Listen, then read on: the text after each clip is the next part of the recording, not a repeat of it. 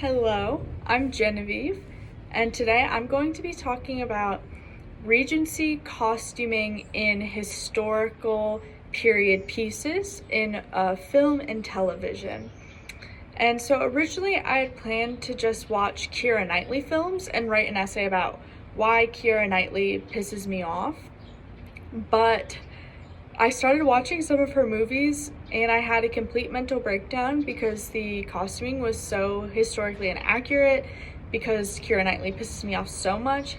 I actually had not seen many of her films besides like Pride and Prejudice 2005, so I did not realize how bad the Keira Knightley phenomenon was, but it was really bad.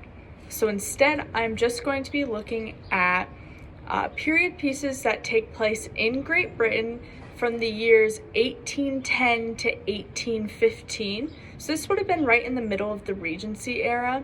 And in this era, it's known for its Grecian-like column dresses with the empire waist that ends about here. It is known for its tight curly ringlets at the side of the head, the middle part with the updo. This era is also known for its bonnets. Women were socially required to wear bonnets if they were to leave the house, and most married women even wore bonnets indoors. So we should be seeing lots of bonnets, we should be seeing column dresses and the empire waistline. There's not really corsets worn in this era, it would have been stays. Corsets were not worn because it's a column dress, so you do not need to be showing off your waist, you just needed to push your breasts up. And you would have had a wooden pole that went through the center to about your empire waist lining, and this would have separated your breasts so that they were pushed up and they are separated. And that is what we should be seeing in Regency costuming, as well as seeing different color patterns and fabric dress patterns depending on the social class and economic status of certain families that are being portrayed. So as we look at each of these films and TV shows, I'm going to be breaking down specific looks in these adaptations. We're going to be looking at what is historically accurate, what is not, does it work, is it telling the story, is it moving along the narrative? Because it is one thing to have historically inaccurate clothing, but it's for a purpose and it actually moves the story forward. But it is another thing to have historically inaccurate clothing for no purpose, and it just becomes confusing and distracting. So we'd be looking at Pride and Prejudice 2005 with Keira Knightley, Pride and Prejudice 1995, the BBC miniseries, Emma 1995 with Gwyneth Paltrow, the Emma 2020, which was Anna Taylor-Joy, and Bridgerton. And Bridgerton was the newest show that came out on Netflix and got really popular for being a romance, kind of lustier version of a Regency type romance setting, and it's supposed to look like a Regency costume. So the first one we're going to be looking at is Bridgerton. So Bridgerton came out in 2020 and it was a Netflix special. It is based off a series of novels that stars the same characters. It's similar romances, but they took a few liberties, I think. I read some of the books a while ago. I don't remember them that well.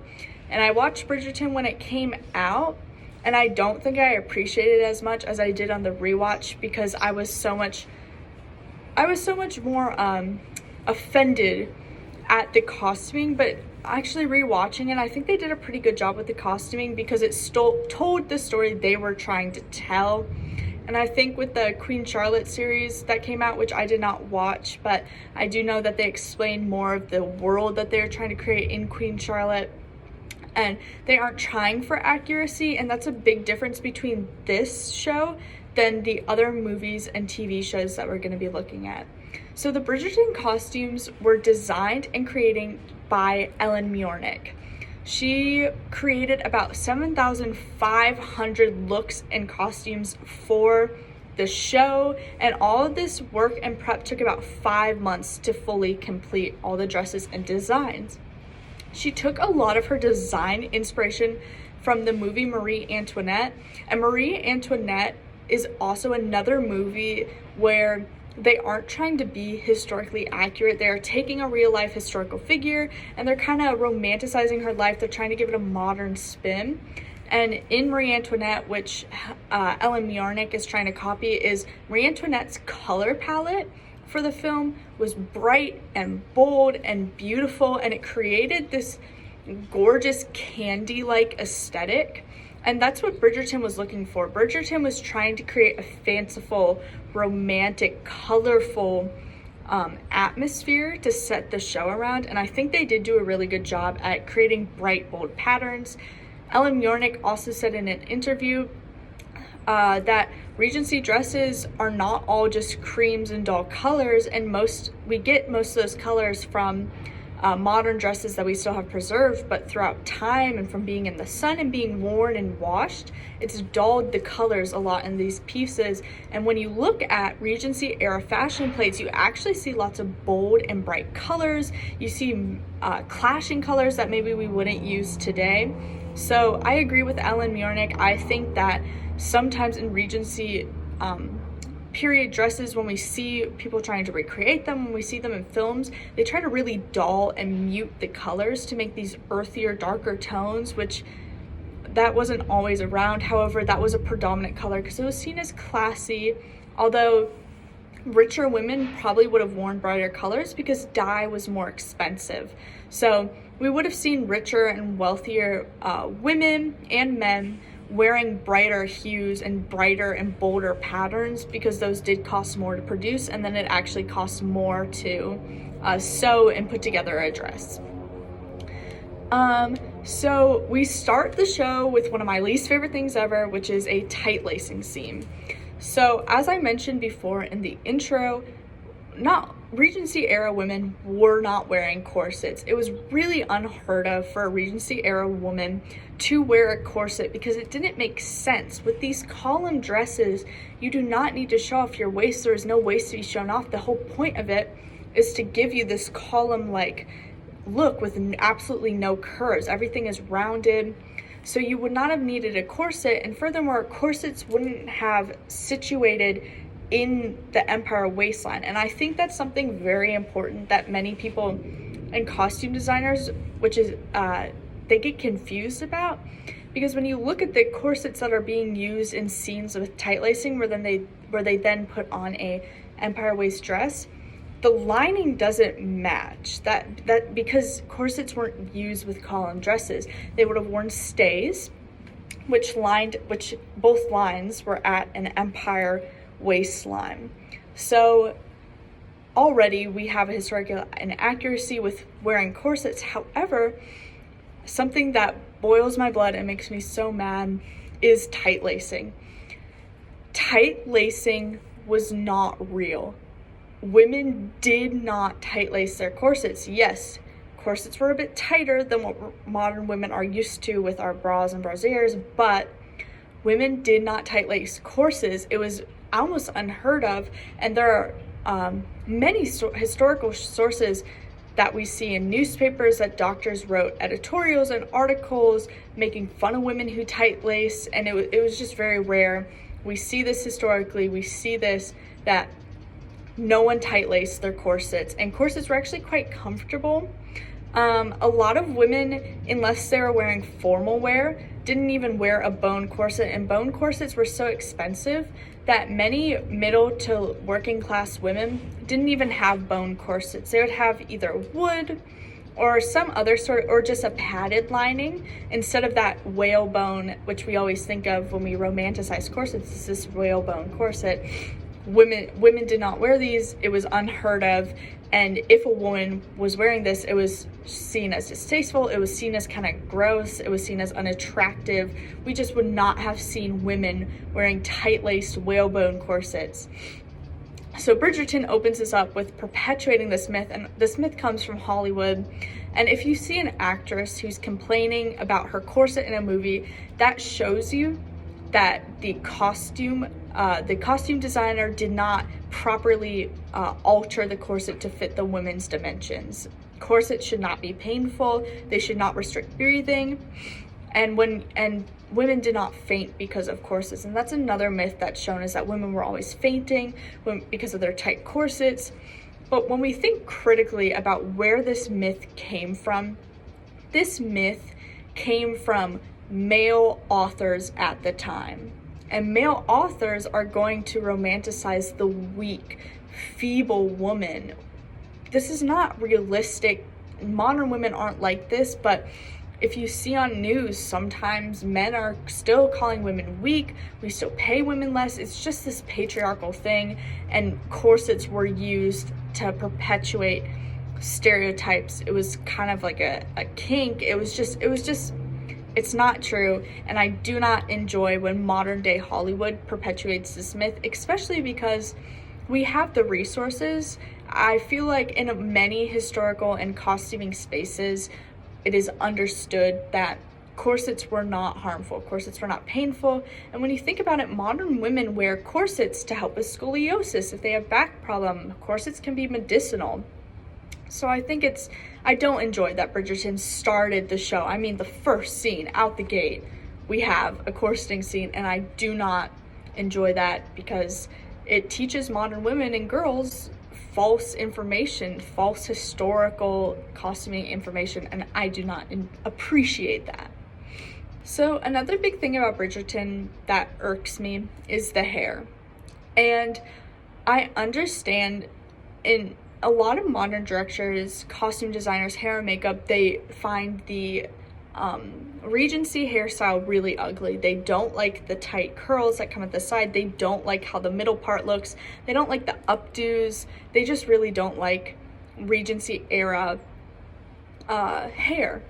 And I think that Regency era hair is silly, and sometimes you look at some fashion plates, you look at images in magazines that were printed at the time of hairstyles that women were wearing, and they're ugly. There are some really ugly hairstyles. However, I find the Regency hairstyle pretty, and I know I'm biased because I love this time of history.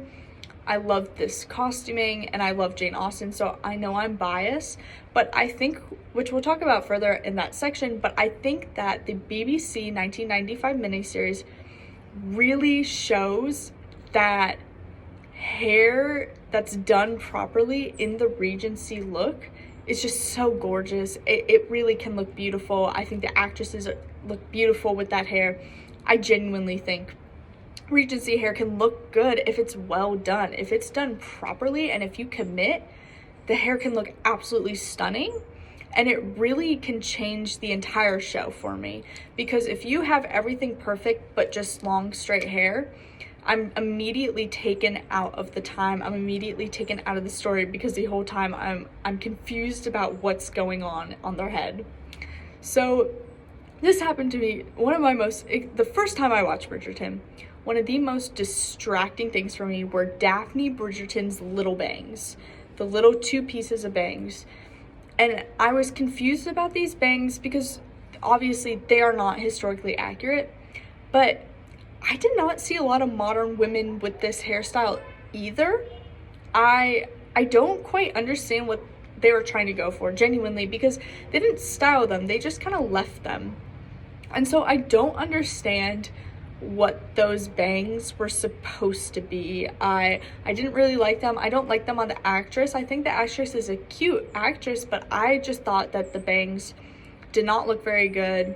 I did not enjoy them. A lot of her updos, however, were fairly simple and pretty, which kind of follows her as a character is pretty modest and simple and prim. And so I enjoyed her updos, but I just thought the bangs in the front of the hair, if you would have added ringlets, I think that a lot more could have been done. And I think the bangs really distracted me as a viewer, which is probably like a personal thing that I experienced, because I'm not sure how many other people were as distracted by Daphne's bangs as I was. But I did not enjoy her bangs. I did not think her hair worked. And all of the female characters, we're not seeing bonnets, we're not seeing ringlets. However, my biggest issue with Bridgerton hair is Eloise Bridgerton's hair. I could not stand her hair again, it was again one of those, it's not Regency style, but it's also not a modern style. So I don't quite understand what we're trying to do. And I think my hypothesis is they were trying to showcase Eloise as this feminist, as this tomboy who doesn't want to be out in society, and therefore she doesn't do her hair like the other girls. But it was awful. I hated her hair. I hated the like ribbon strapping that they did with her bangs. I just really did not like her hair, and I don't think it helped the actress. I think it really ruined every dress, every look that she had. Her hair ruined it. And there was one moment where when they were preparing her to come out and practicing what that hair would look like, and it was absolutely gorgeous, and I loved that hairstyle. And it was one scene in the entire series that I actually agreed with. And other than that, I just did not like the hair in this series. And I understand that they're trying to appeal to a modern audience. And I think a lot of modern directors and film workers who are working on Regency period film and TV, they really think that modern audiences are stupid or cannot understand and appreciate the subtlety of the Regency area, the subtlety of Jane Austen. I mean, we saw this in the Netflix Persuasion, which was just atrocious and offensive, that they just talked down to the audience in a way and didn't let us connect with the character and identify with her in the traditional sense that we're supposed to. And a lot of that has to do with hair and makeup. They're trying to make it look more modern, but not go all the way modern, but not go all the way past. And it creates this in the middle muddy look that I don't think it's flattering on the actress. It doesn't help with the story. And it just makes me, the viewer, feel disconnected from the society that they're trying to create within the film. And I did not appreciate Eloise's hair or any of the hair on Bridgerton. Men's hair was a little bit rough. The sideburns were a little bit too much. The hair, everything was just like too messy for me. But I'm not gonna get too far into men's hair because I don't think it was as bad as the female hair that happened in the show. So my computer did die, and I wasn't able to charge my computer outside, and it's where all my notes were. So now we are filming inside, and we lost that gorgeous natural light, so now we're trying to replicate it with a lamp. So hopefully the lighting is still okay, but here we go. So we were just talking about Eloise, we've discussed the hair. Now let's get into the actual costumes themselves. So there's an opening scene in which we see three Bridgerton sisters, Eloise, Hyacinth, and maybe Francesca. I'm sorry, I don't know all their names. But they walk out and they all have the same pink ribbons adorning their dresses, making a little waist on their waist, little bows in their hair. And I love this small detailing because this is so historically accurate. Families would not have bought multiple tools of ribbon to be put for every daughter. Ribbon was very expensive, so they would have bought a little bit of ribbon and tried to make it last as much as possible. They would have bought the nicest ribbon, and then each daughter would have gotten a little bit of ribbon that they could have used however they wanted, but to show just a little bit more wealth, to show just a little bit more dignity and class. And so I loved that the sisters are wearing the same type of ribbon. This may also been a design to show the audience in the opening scene that they are related, but I think historically it works really well as well. So I am not as educated in menswear in the Regency era as I am female gowns and women's wear, but the fabric used on the Bridgerton men is so clearly a modern polyester blend. It does not look that accurate. There are a couple other films that we will look at where you can see that the fabric being used is so clearly modern fabric, Now, Bridgerton, of course, they were trying to go for a modern blend, so it makes sense that they would have used modern fabrics, but I think they tried a little bit harder on the women's wear to make it look a bit more historical than they did the menswear. The menswear looks a little bit like costuming that you could just buy at a Party City for Halloween. It looks a lot cheaper, and they certainly focus more on the women's wear, which makes sense because for the most part, the gowns that the women are wearing is a statement piece, and it is not the accompanying menswear that is trying to draw the audience in. So it makes sense that they aren't as nice, but it is a little disappointing. But I know that Ellen Mjornik had so many pieces to make. Obviously, she had to put a little bit more time and detail and money into certain gowns than she did men's characters who are kind of the side of the show and not really the main focus. Another thing about the menswear that I see a lot in this show is that the men are wearing bow ties, and bow ties just were not worn in the Regency era. They should be wearing cravats, which are those like fluffy chest pieces that and ties that just create like a bit of fluff and don't make like a full-on bow or shape like a tie or a bow tie would create. So one thing that I love about this show and something that I love in any film is the color theory and how each family has its own color, and as characters are blending and creating relationships, the colors that they wear changes. So at the beginning of the show, when we're introduced to the Bridgertons, we're seeing that their color is blue. Everyone in this family wears varying shades of blue in different ways, but it's always for the most part blue. It can be paired with pink like it is in the opening scene with the sisters, but really for the most part the Bridgertons' color is blue. And then we see that the Featheringtons, which is a competing family and a family that lives across the street, who's supposed to be shown as kind of like trashy and not as well educated in social norms, but are trying their best to pretend like they're rich and have a lot of resources and money. Their color is kind of green, lime, yellow. And it's just this really ugly shade, and that's part of the joke, is that their colors are not complementary to the skin tone of the women. They're gingers, so it really does not work with their pale skin. And then the Duke and Lady Danbury, their colors are red.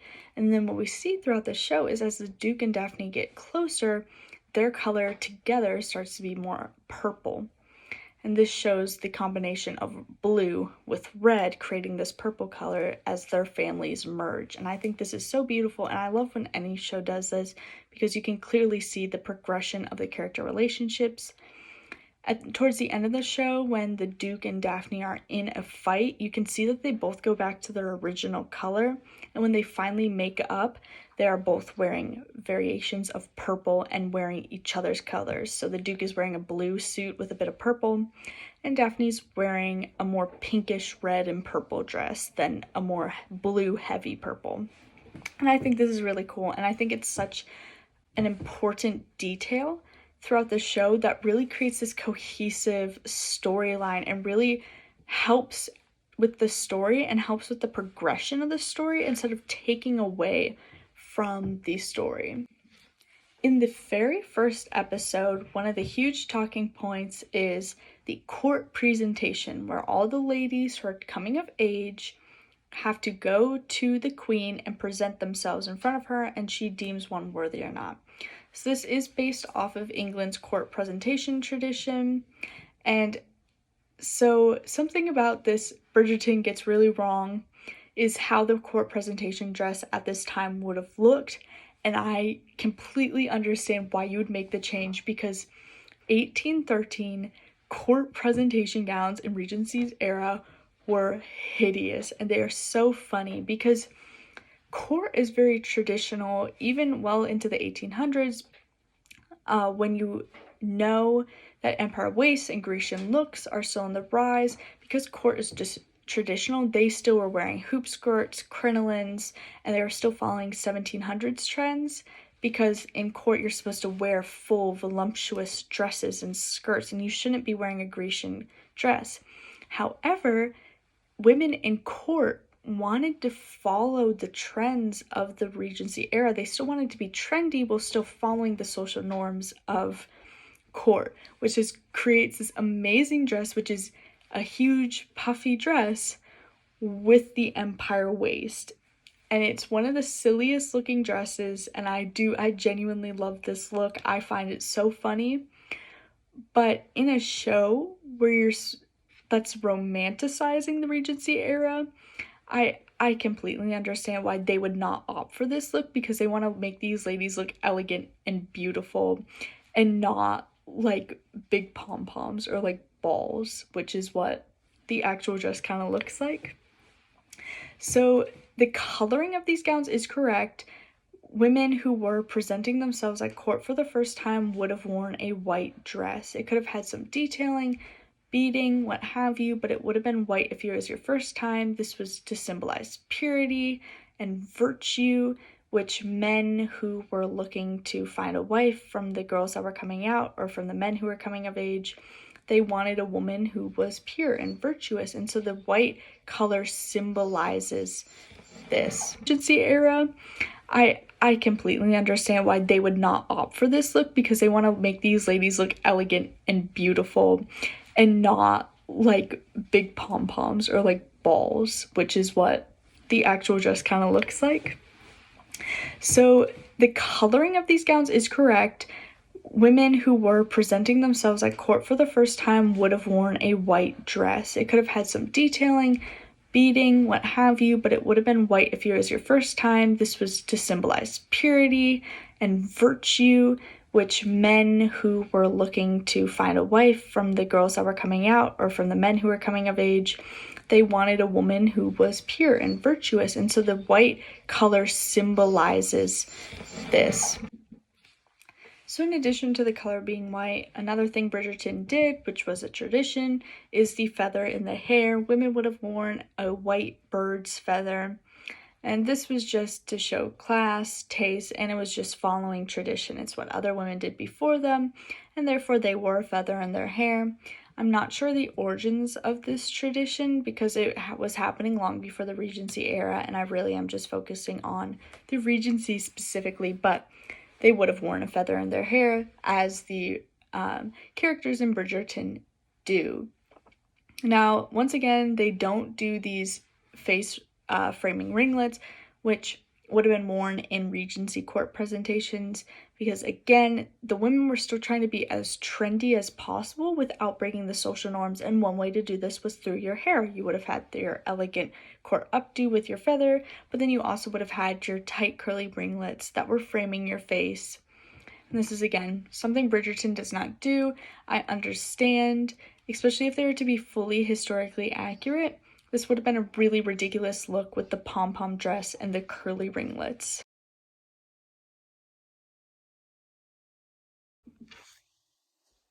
The next movie that I will be talking about is the Emma movie that came out in 2020. This movie was an adaptation of the book of the same name by Jane Austen. The costume designer for this film was Alexandra Byrne, and she is a costume designer who has worked on Marvel movies, and this was one of her first historic projects, but I think she did such an amazing job with these costumes. And just like Bridgerton, this movie is trying to be more realistic than Bridgerton, in the sense that it is trying to take place in the Regency era. However, they are trying to create a connection to the modern audiences, and Alexandra Byrne has said that she wanted to give the Regency era a bit of a revamp. She wanted to use a more modern and bright color palette, and something that this movie does differently is it is set in seasons. So the movie is split into 4 parts: summer, autumn, winter, and spring. And in each of these categories, we see colors and outfits that are really themed towards that season, and really helps put you in the season that it's supposed to be taking place of. And Alexandra Byrne has talked about in interviews that that was her goal. She wanted to design the wardrobe around the season, then around the character, and then around history. So it really is, priorities are set in that bracket.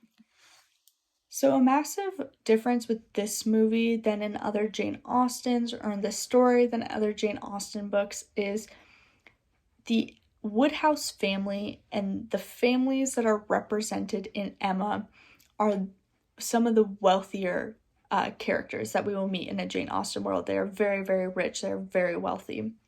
And this means that we are going to see a lot more elaborate costuming. We're going to see more elaborate jewelry and accessories and bonnets.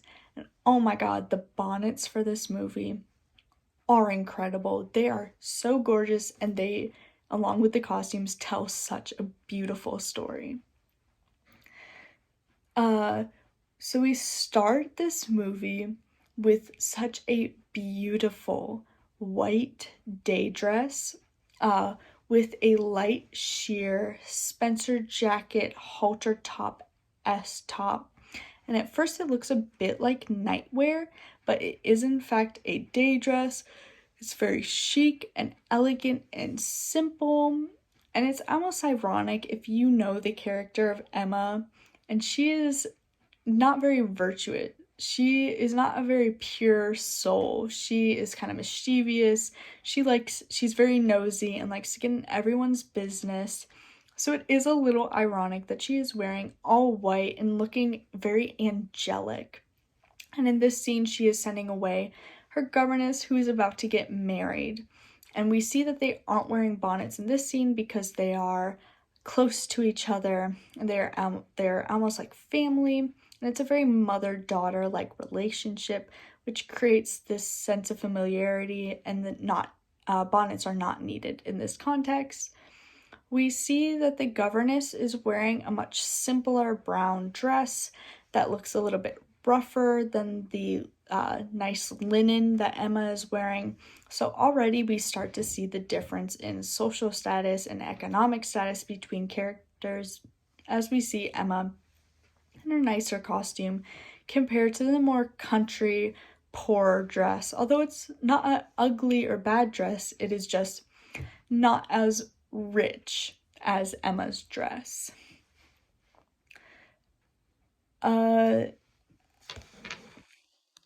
So again, as I said, something this movie does beautifully is bonnets. The bonnets in this movie are just absolutely incredible, and we will not be seeing the same level of bonnet use until the 1995 BBC Pride and Prejudice.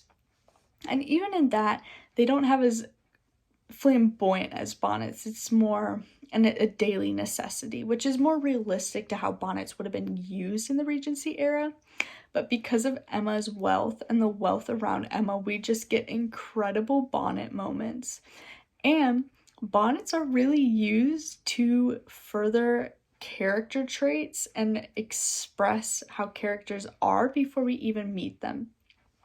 So we see most of the characters that we're going to be interacting with through the rest of the movie in the second opening shot, which is the governess's wedding, which happens in the church. And in this wedding, we meet all the characters and we start to see a bit of their personality through their clothing. We see that Emma is wearing a very elaborate dress, but her bonnet is massive, it's flamboyant, it is covered in detailing and feathers and flowers, and it's very richly decorated.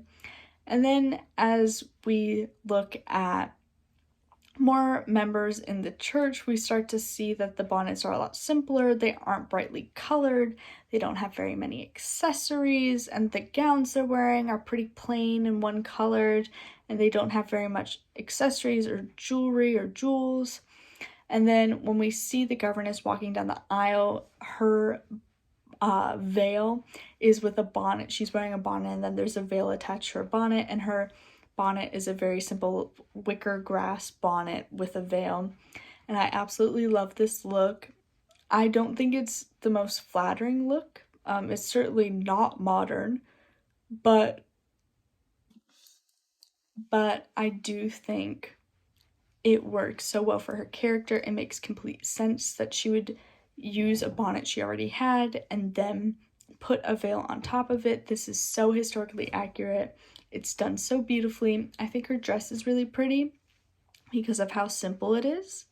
And then we see Mr. Elton, who's the priest and reverend at the top, doing the vows, and he is wearing a traditional vicar's look, which is very accurate. So all in all, the church seemed very accurate. We start to see characters, and we start to see how costuming in this movie is going to play a big role with creating the setting, creating the character traits, and explaining what's going on in the scene, even if words aren't being spoken aloud.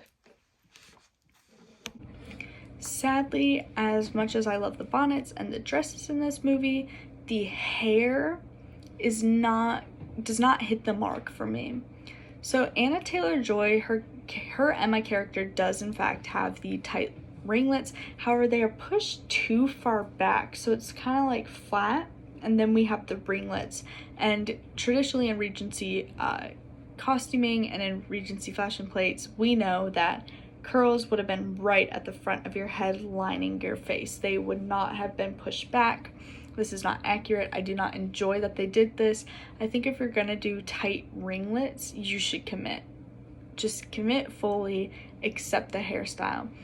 And what I find most frustrating about this is how we see historically accurate hair on characters, and it tells a different story about this hair. So, for example, Harriet Smith, who's Emma Woodhouse's friend, ward, who she's training. Harriet always wants to be and act and look like Emma, but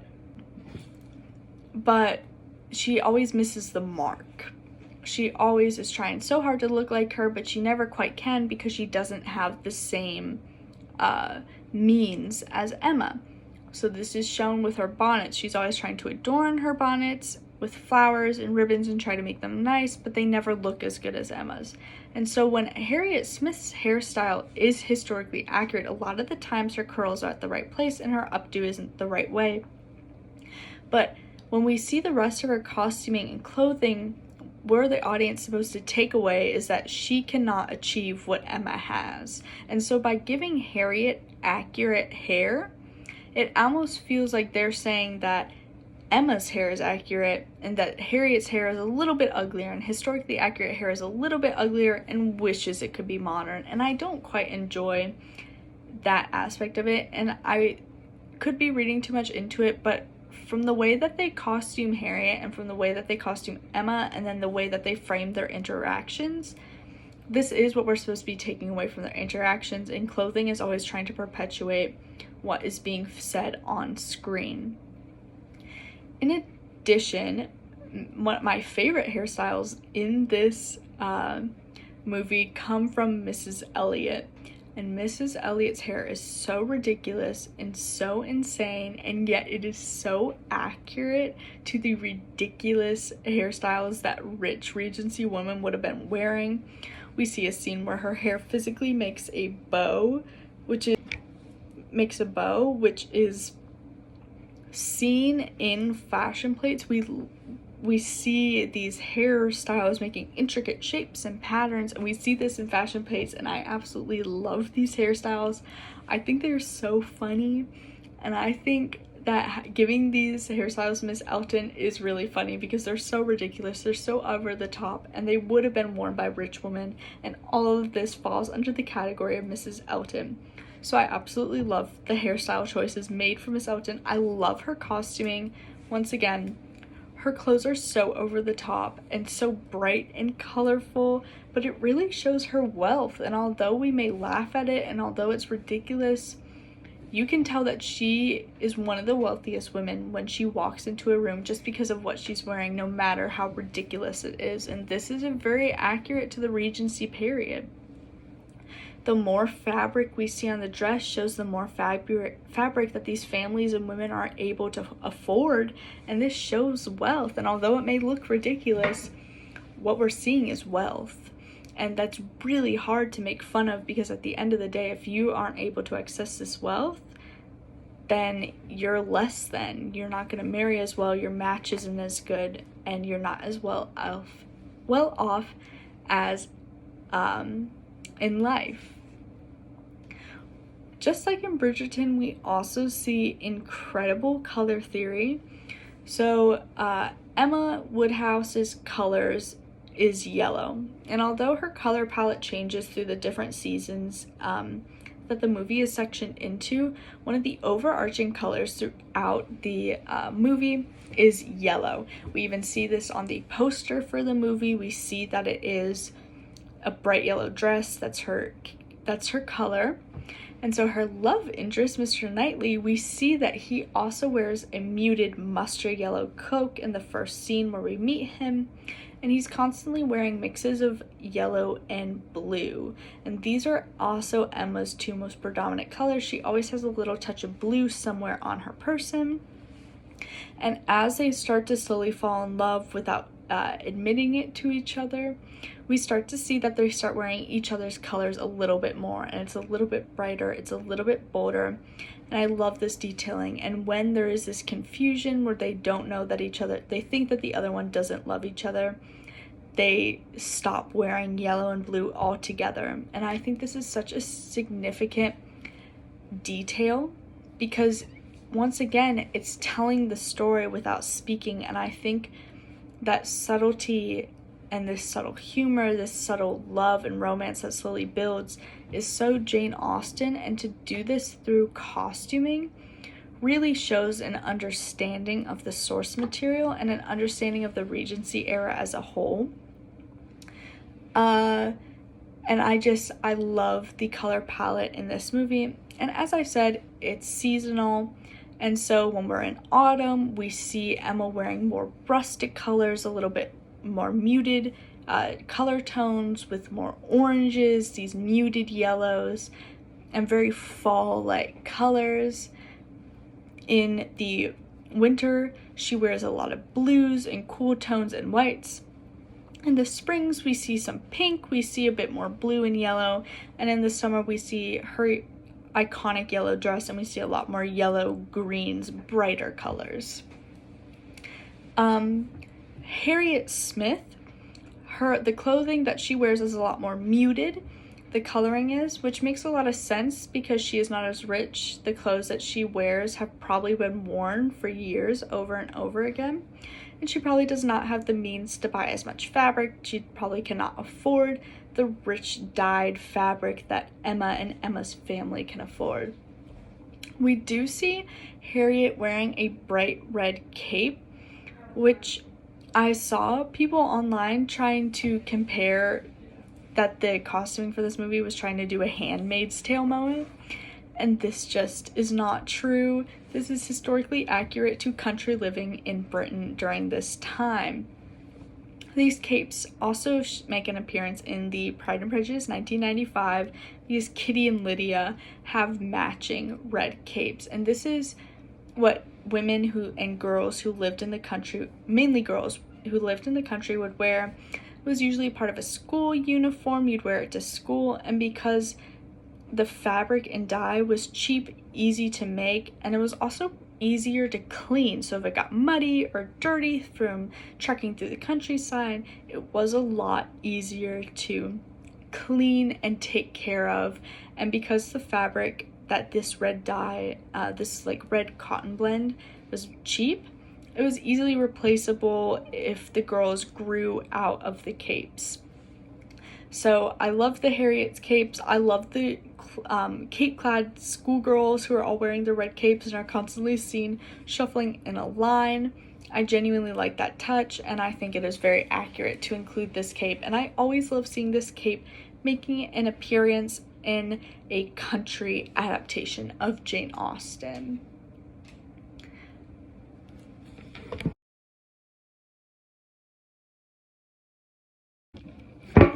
We have now lost the jacket, and it is very much giving 1995 BBC miniseries Mr. Darcy in the lake scene. If you get it, you get it. If you don't, you don't. And I'll leave it at that. And speaking of, we are finally at the 1995 Pride and Prejudice. This is my favorite Jane Austen adaptation of all time. And there are so many reasons for this that I could really dive into, and I'll go into a couple of them before I move on to costuming, because this is the point of the video.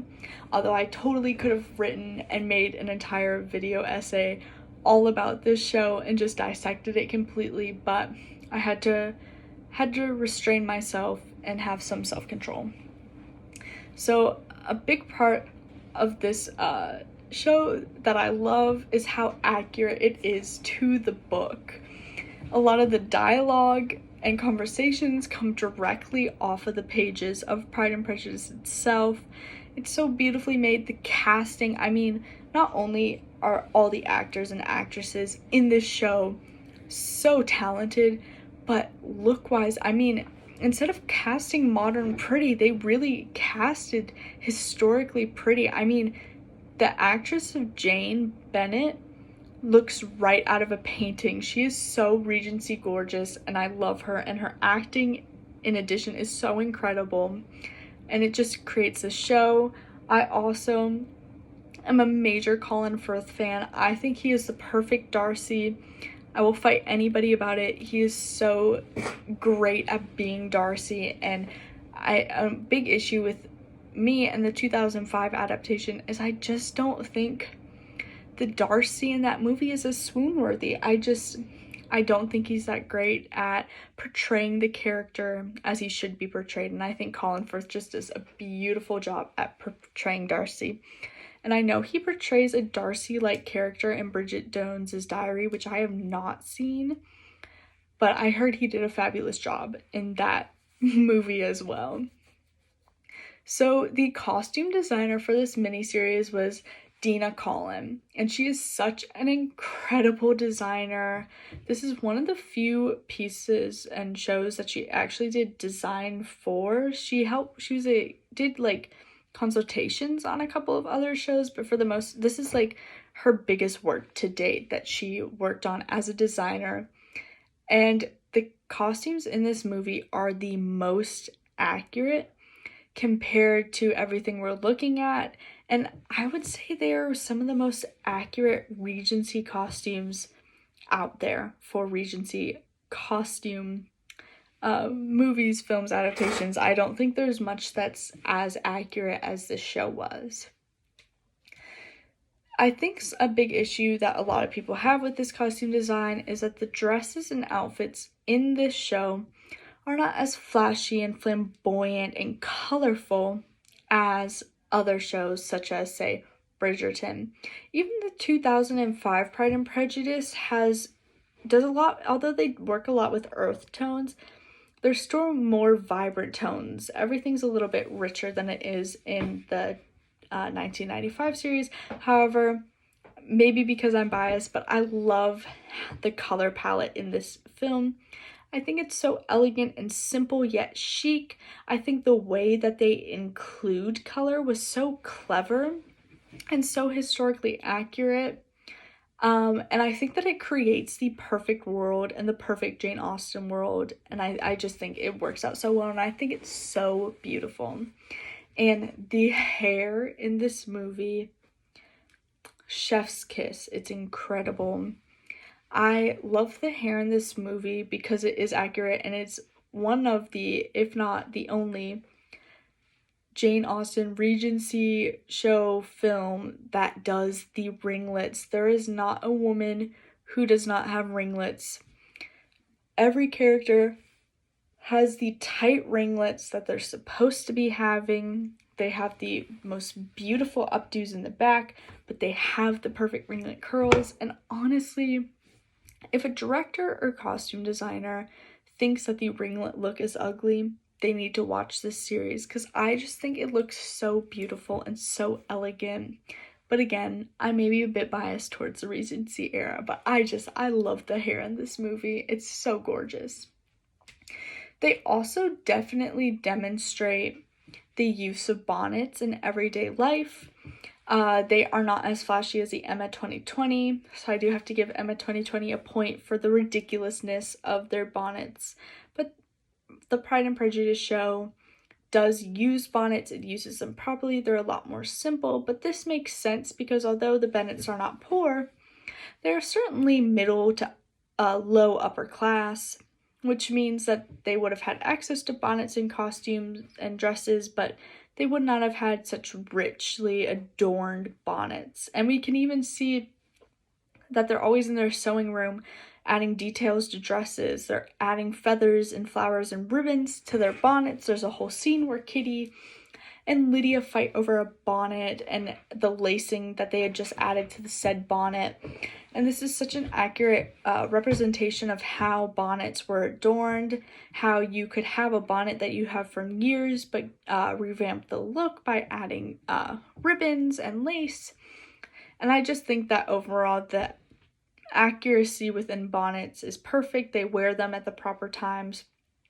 I also love the turbans.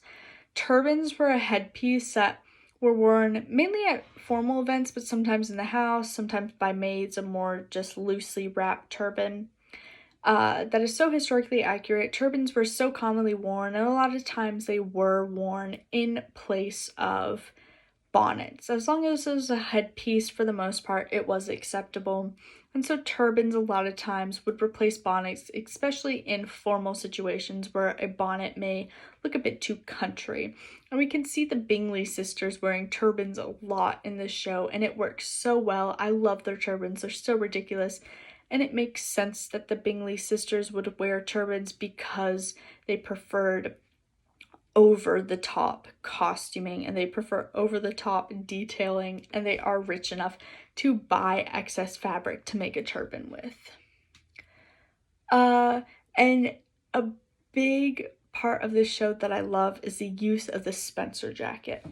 So the Spencer jacket is a jacket that was made popular in the Regency era, and it was a jacket that typically went over dresses. Men wore them as well, but they were cut off at the empire waist, and it was just like a short little shrug-like jacket, and it was worn on top of dresses, most commonly by women. We see Spencer jackets used all the time in this show. One of the most popular looks in the show is where Elizabeth Bennet is wearing her more plain white cotton dress, and she is wearing her burnt orange Spencer jacket over top of it. And this is how the Pride and Prejudice creates these subtle color and pop moments where we have a overall plain dress and plain hair look, but we have this more brightly colored Spencer jacket. Another look that she has is a more black adorned Spencer jacket with a black and white patterned dress, and it elevates the look. It adds color and it adds more fabric, and it's something that you could put over many dresses that changes the look of the dress while still saving money, saving fabric, and saving resources.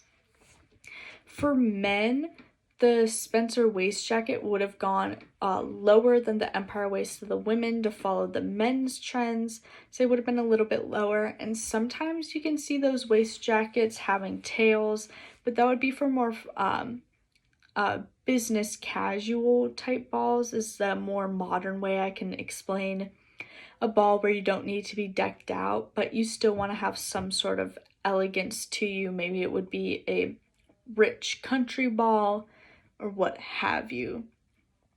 And since clothes were expensive to make, as I talked about in Bridgerton, it makes sense that in Pride and Prejudice 1995, dresses and costumes are reworn over and over again, and I love that. It is so accurate. Once again, these women would not have been buying a dress for every ball. They would have been re-wearing the same dress and adorning it in a different way.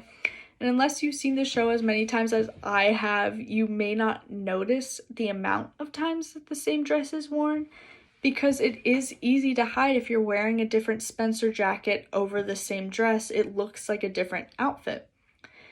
If you're wearing a dress without a Spencer jacket, it's a different look. It's just playing around with this idea of rotating through your wardrobe to find new ways to dress up a look.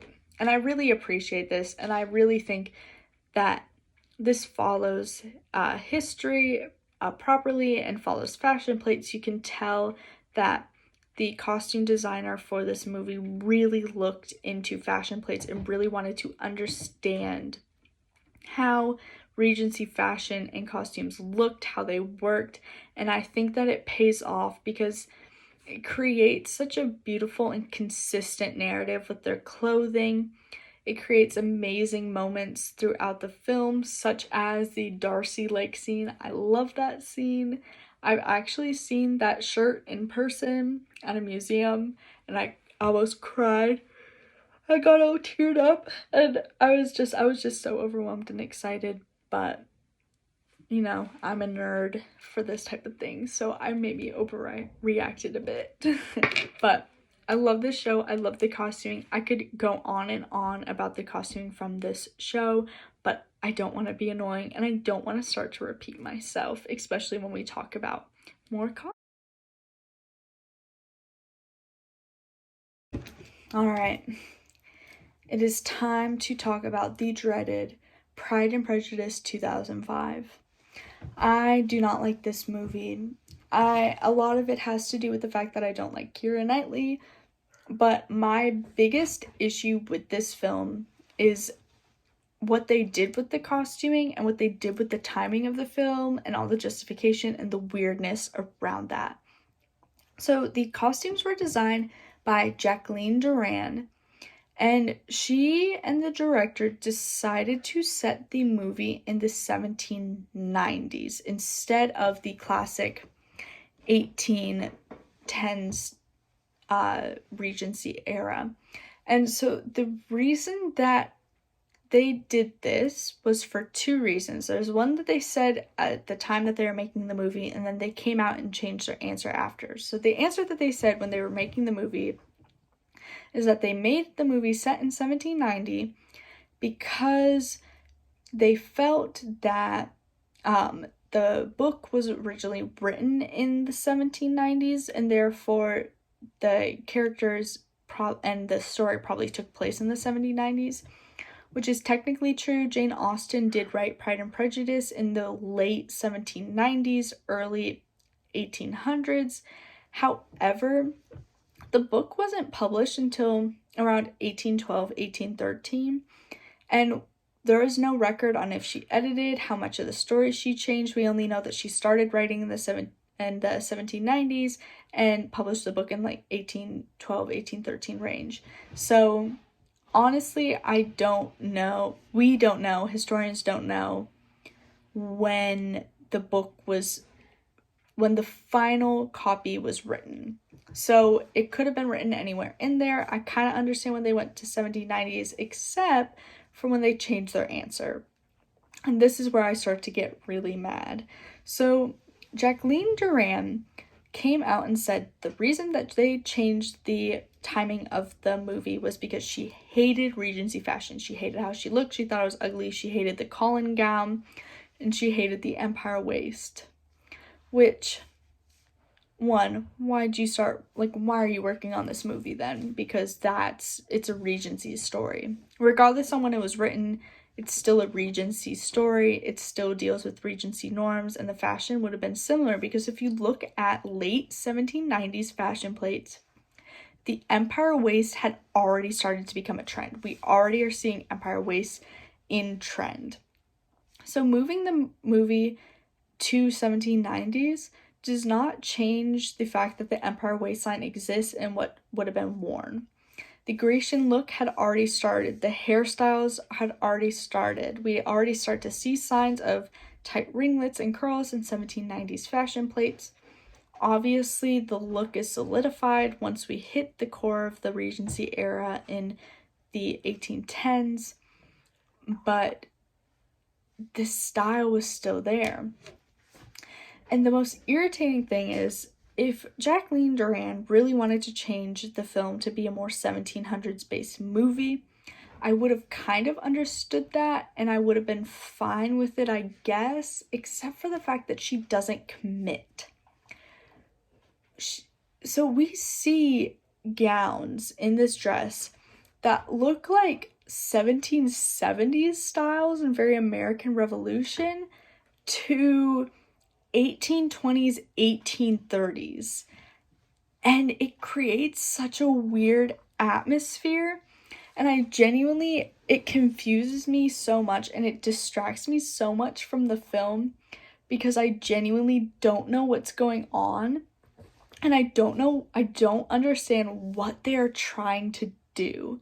Because, again, if you're going to set it in the 1790s, then commit. If you want a 1700s look, then commit. But if you're in a ball scene and I'm seeing a 1770s hoop skirt and bustle next to an 1830s Grecian column dress, I'm going to be really confused because those two things did not exist at the same time. In addition, because we have this inconsistency and this inability to commit to a certain time, we get these really awkward looking dresses where it's lower than an empire waistline but higher than a regular waist, which creates a really weird cutoff point. And we get these half sleeves. We have sleeves that end at the elbow, which was not a sleeve trend. You would have had either ending at the short sleeve or you would have had ending at the regular length at the wrist, but we would not have had this awkward half sleeve. And if you're trying to do that because of 1700s fashion plates, sure, sleeves could end at the shoulder, but usually they'd be adorned further down. So it creates, in my opinion, really ugly dresses because you're not committing in two places. And I think the green dress that Keira Knightley wears, where she has a weird waist and then she has a weird elbow, ending at her elbow, I think summarizes the movie perfectly and what went wrong with the costume perfectly, because it's this inability to commit. You can see the hatred of the Regency look in the costume design, and you get just these ugly and awful costume designs. And in addition, Keira Knightley has gone on to complain about the corsets in this movie, which, again, if you would have set the movie in the 1800s, she complained about corsets and then she didn't wear one. So they said the reason they said in the 1790s was also to help Keira Knightley so she didn't have to wear a corset. But you wouldn't have worn a corset in the 1810s you wouldn't have worn a corset if you would have set it in the usual time these movies are set. And in the 1790s, there were tighter stays and corsets. If you wanted a 1700s look, there would have been corsets. So make it make sense. It doesn't make sense. I hate the design in this movie. I hate how everything looks and comes together. I hate the interviews and comments that Keira Knightley and Jacqueline Duran make after this movie, because none of it makes sense. None of it is consistent, and it just shows such ignorance around this era of costuming and history. And if you have that much ignorance and hatred for this era of history, then don't work on the project. Find a modern movie, do a different movie, work on something else. And I really don't enjoy this movie. But the costuming to me is so distracting and so awful. I literally had a breakdown when watching this, and I did not enjoy my time watching this movie because it's just the lack of commitment. It just creates such an awful atmosphere. And I think this shows how costume inaccuracy can ruin a movie. I know it has a massive fan base with girls that love this movie, but I personally, the costuming and the inaccuracy just ruins the movie for me because I'm just so distracted about why there's this 1700s pirate looking dress in the middle of this ball where we have 1820s dresses. It really doesn't make sense, and it's really distracting. And I think costume inaccuracy is such a big deal and really should be addressed in the film industry when making period pieces.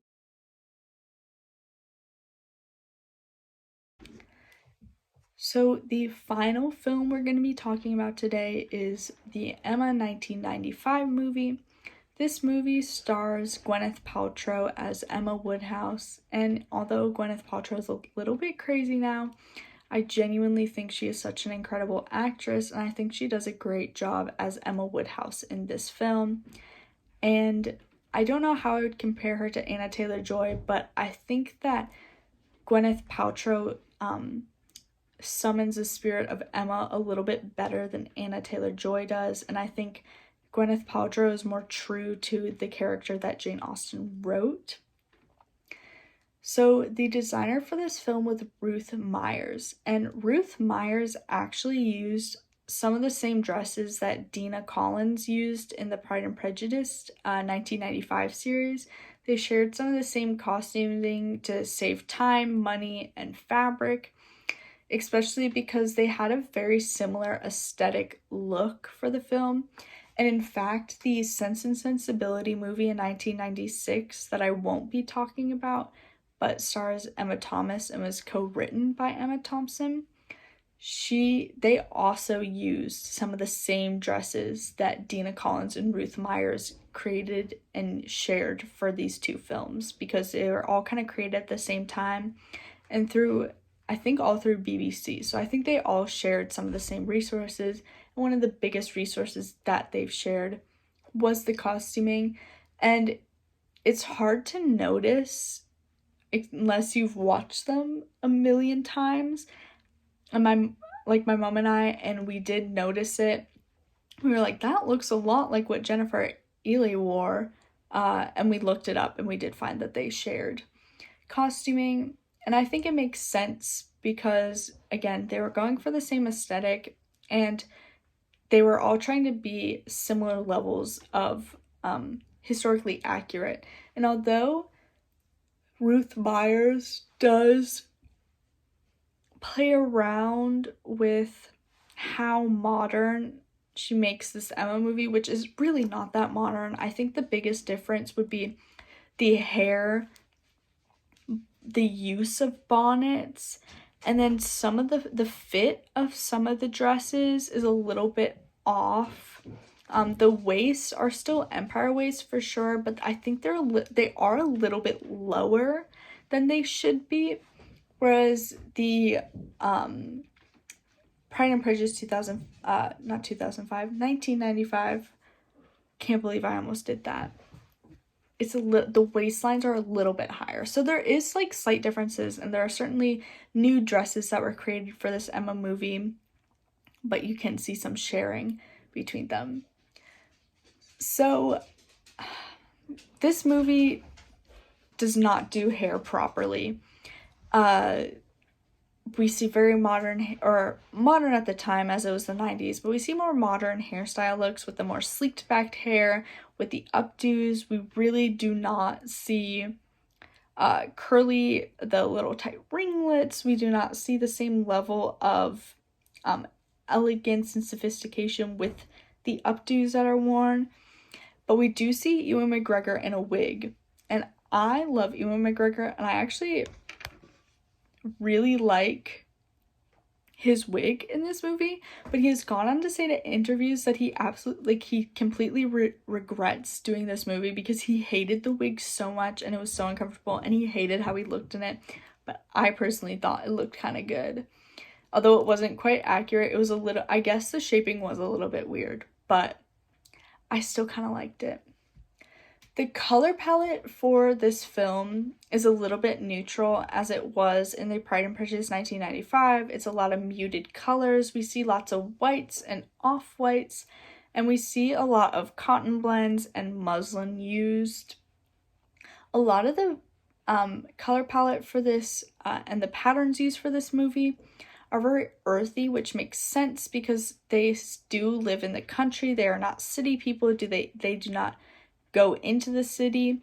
The only person who goes into the city is Mr. Elton, and that's where he meets his new wife, which makes sense when you look at what she wears compared to what the country folk wear. Although you still do see some elegance and sophistication in Emma's looks compared to some of the other people's. with the cotton blend that she's wearing is always going to be a bit nicer. Her clothes are always a little bit like crisper and cleaner. And you can tell that more time and detail went into her clothing than the clothing of her peers and community members. As I said before, displays of wealth are seen in the detailing. For example, in the picnic scene, Miss Elton is a wealthier woman with not much modesty, and therefore she shows off her wealth in a brighter colored dress. She has a lacier parasol. Her hair is a little bit more sophisticated, whereas Mrs. Bates and Mrs. Bates's mother are wearing darker, drearier clothing and have a little bit out of date like cotton linings, and it just doesn't match. And you can see the wealth gap between these characters, and you can see them kind of balanced out by Miss Woodhouse and Mr. Knightley, as they have this in-between wealth and income levels, and therefore are wearing nicer blends and prettier colors. I do think this movie does a great job at storytelling, although they do not do as great a job with the color storytelling. A lot of the characters just stick to their own color palette and don't really move on from them. We do see a great progression with Miss Harriet, who wears dreary country clothes when she first meets Miss Woodhouse, and it makes a bell curve at the top. She's trying to dress as much like Miss Woodhouse as possible. She's wearing country patterns. She's wearing crisper and clearly newer dresses.